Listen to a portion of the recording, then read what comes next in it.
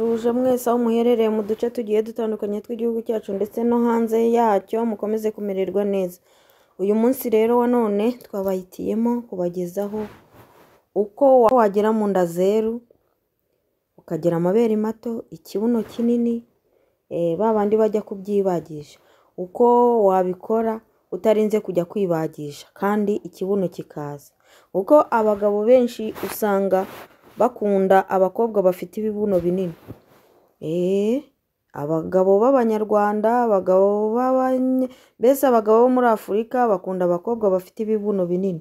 Ba maneke nubwo ngo baba ari ba maneke, nabo bakundwa n'abazungu b'iyo ngiyo. Nta mugabo wo muri Afurika ukunda abakobwa bafite udutaye dutoya. Rero uyu munsi wa none nabahitiyemo kubagezaho uburyo ki wabona ikibuno kinini, amabere manini, ukoze siporo, ukoresheje siporo. Ushobora kwibaza impamvu ibitera, kuko uretse no mu Rwanda usanga no hanze yarwo nko muri Amerika hari ibyamamare bivuga ko byiyongeresheje ikibuno, nka Kim Kardashian na ba Nicki Minaj ndetse n'abandi. Abakobwa bamwe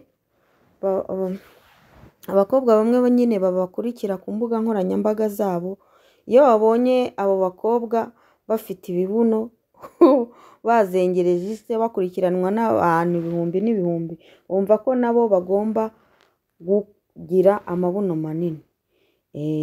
Niyo mpamvu rero naguhitiyemo uburyo ki wakoresha kugira ngo ubashe kubona ikibuno kinini. Uretse abakobwa babikunda, abahungu nabo ngo barabikunda, bakunda abakobwa bafite ibibuno binini. Niyo mpamvu rero abakobwa usanga bamwe bagiye kwibagisha kugira ngo bagire ikibuno kinini. Abagabo bashitura abo bagabo, ariko ndagira ngo nkugire inama cyangwa se nkubwire buryo ki wabona ikibuno. Niba udafite amafaranga yo kujya gukoresha sajari cyangwa se kujya kugitezaho nk'aba Kim Kardashian, wakoresha ubu buryo bwa siporo ngiye kuvugamo hano. Ubushakashatsi bwakorewe muri kaminuza ya Texas muri August, abagabo 100 bari hagati y'imyaka 17 na 34 bwagaragaje ko abagabo bakunda abakobwa bafite umugongo wihese kuri dogere 45 kuva aho urangirira kugeza ku kibuno. Niba utabyumva neza ariko ukaba uzi uko Kim Kardashian ateye, wamaze kubona neza ishusho y'uko biba bimeze.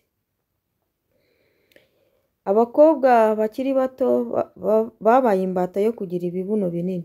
Cyo abahanga bavuga ku bakobwa bafite ikibuno kinini.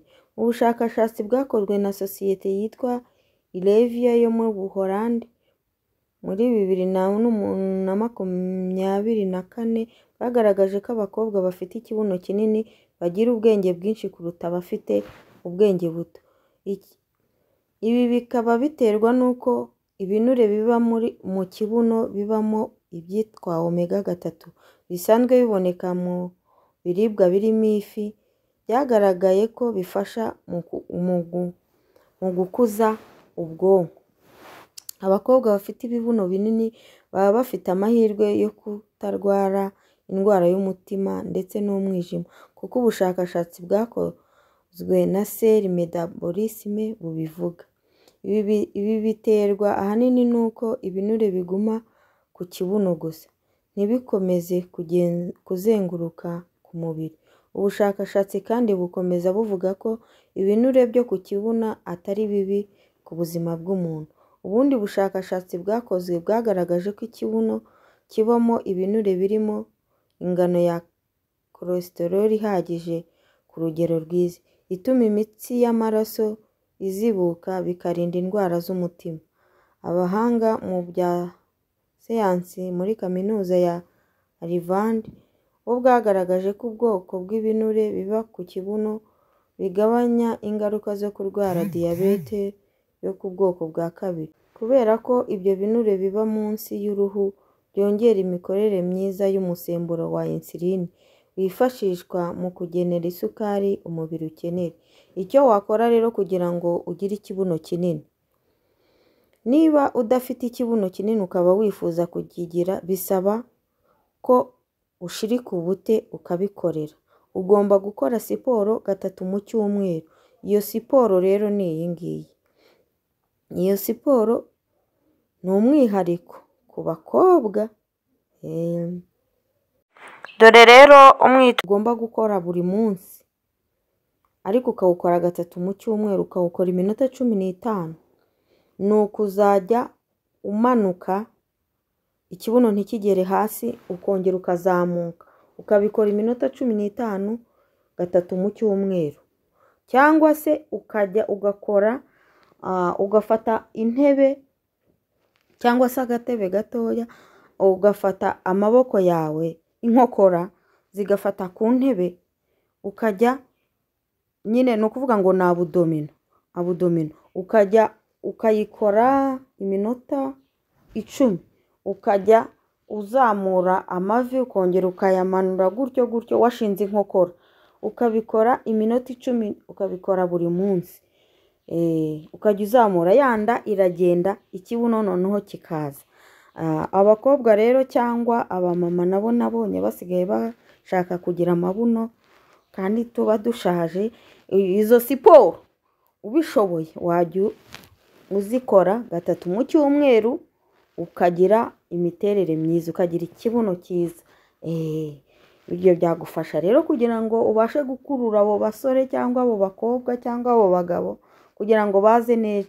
Niba nta bushobozi ufite bwo kujya kwitezaho amabuno, kora zino siporo zizagufasha. Zizagufasha kugira imiterere myiza. Kandi mwumvishe ko kugira amabuno birinda ibyago byo kurwara umutima, za diyabete, iyo mivuduko. Ukajya ukora abdomino buri munsi minota 10, cyangwa hagati y'iminota 10 n'iminota 15.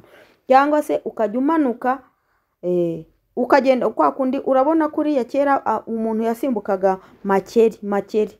Ukajya usimbuka iminota 15, ukajya ubisimbuka buri gitondo, buri mugoroba, ukabikora iminsi 3 mu cyumweru. Ndakubwiza ukuri, nta muntu abantu benshi bazajya bagenda bakwibazaho babaza ati se uriya muntu byagenze bite? Yagiye kwibagisha ikibuno, yagiye kwitezaho ikibuno, kandi ari siporo wikorera. Rero bakunzi banjye, ibyo nari nabahitiye muri uyu munsi nahangaha mbisoreje. Ndabakunda, bye bye.